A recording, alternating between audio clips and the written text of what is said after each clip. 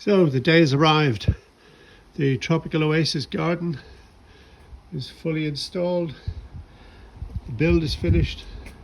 Planting is done. I'm going to take you on a little walk through. Obviously, it's a fresh garden. It's only just been completed. But I think it's already fulfilling the brief of looking a bit like a tropical oasis. As mentioned before, this is a tropical oasis garden in Manchester. Yes, you heard right, Manchester. Water feature is on. Water blades down into the mid platform and the back platform. The end platform has a kind of completely different, calm, cool aesthetic. It's primarily in shade. Got a bit of a feature over there.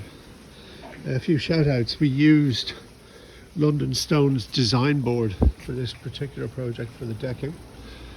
It's not without its complications, but we made it work, or rather Garden 360 made it work, did a really good job on it. The lighting is the last little piece of this jigsaw, which will be done quite soon.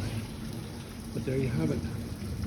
Tropical Oasis Garden, Manchester, in the northwest of England.